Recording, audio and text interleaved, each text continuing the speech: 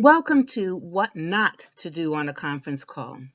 My name is Linda Garrett-Johnson, and I am the owner and principal consultant for the Word Applied Incorporated. This short presentation will take you through a few of the don'ts, things that you do not want to do on a conference call.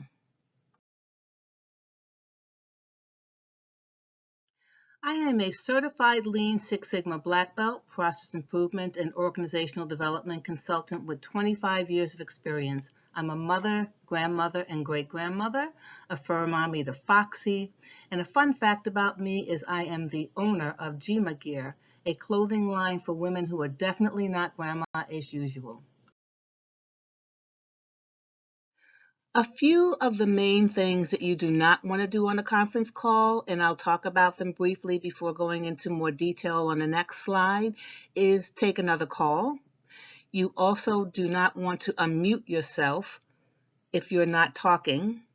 You don't want to multitask, and you definitely want to make sure that you are not instant messaging the wrong person.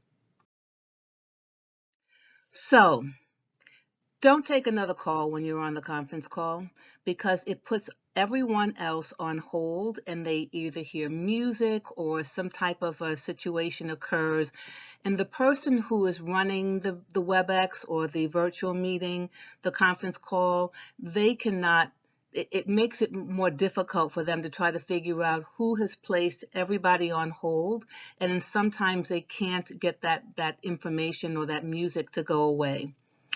Make sure that you don't unmute yourself unless you are speaking. And if you do unmute yourself because you're speaking, please make sure that you go back on mute when you are done.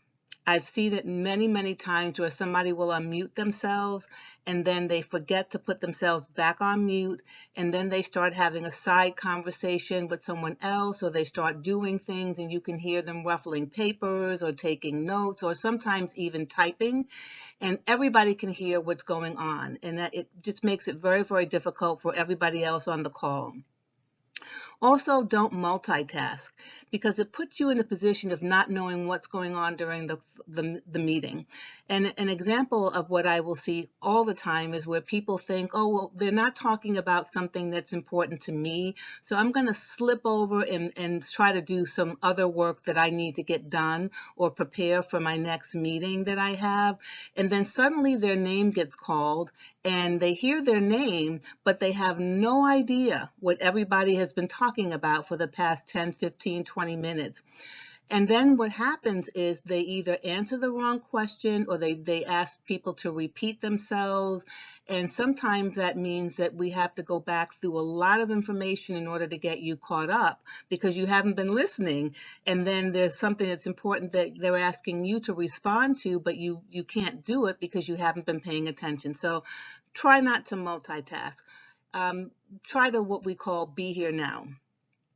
The other thing is make sure that, so there's oftentimes in a conference call when you're using some kind of virtual meeting, you have the ability to instant message people, and you can instant message the person who is the host of the meeting, you can instant message an individual that's in the meeting, or you can instant message everyone. If you decide to use that feature, please know who is getting your message, especially if it's something that you do not want everyone else to see.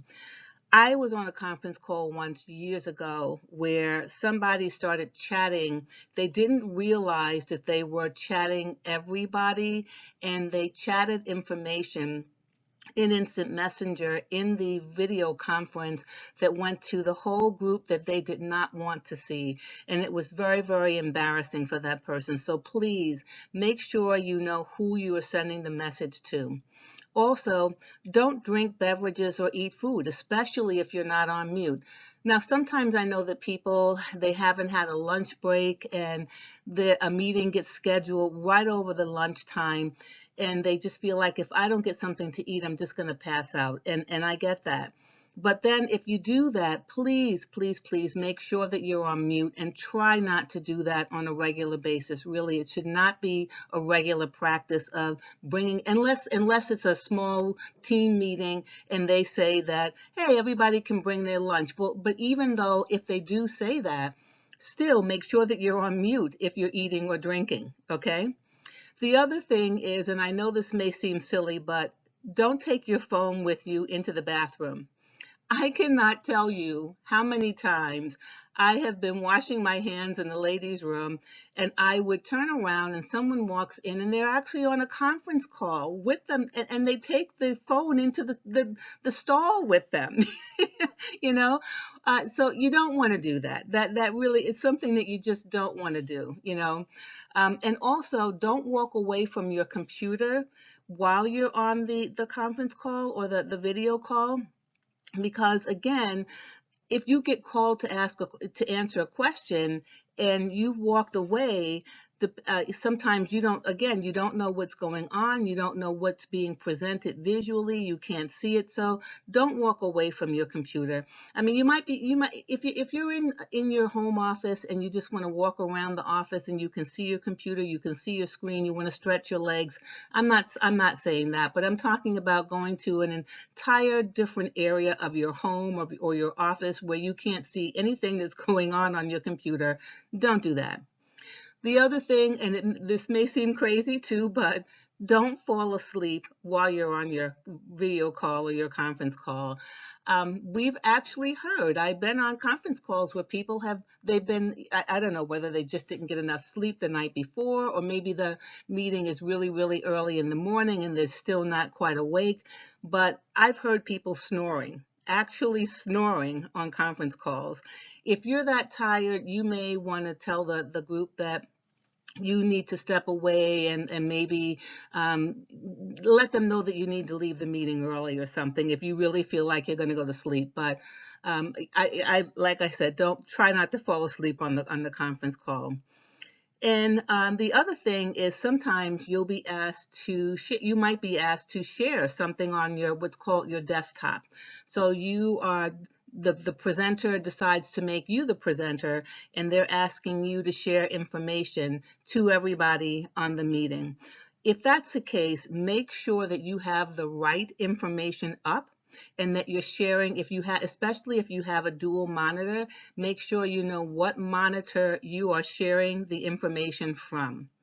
And if there is something that you have on one monitor, say you have dual monitors, you have two monitors, and you really don't want the rest of the team to see that, and you're not quite sure yet because maybe this is your first or second time being a presenter and you're not quite sure how to do that desktop sharing, just minimize. When I say minimize, make sure that everybody else can't see what's on your other monitor, so that you're only sharing the information that you want to share with everybody. Again, because I've seen that happen on conference calls, on video calls, where people think that they're sharing one thing and they're actually sharing another. And there's one painful experience that I actually remember. Somebody was sharing something that they really, really, really wished that they had not shared or that everyone else did not see. It was a real, real painful experience for that person. So these are just a few of the don'ts. There are many more. I could probably write a book on them, and hey, maybe I will one day. But please make sure that you don't do these things on a conference call. So I hope that you found this helpful. Again, I just wanted to give you a couple of tips and tricks, some tools of the trade, little things that I have learned for the past 25 years that I've been working, and a lot of that time I've been working remotely. If you want to get a hold of me and learn more, you can visit my website, which is www.applytheword.com, and you can also email me at connect@applytheword.com. And don't forget to like, share my video, and also subscribe to my YouTube channel. Take care.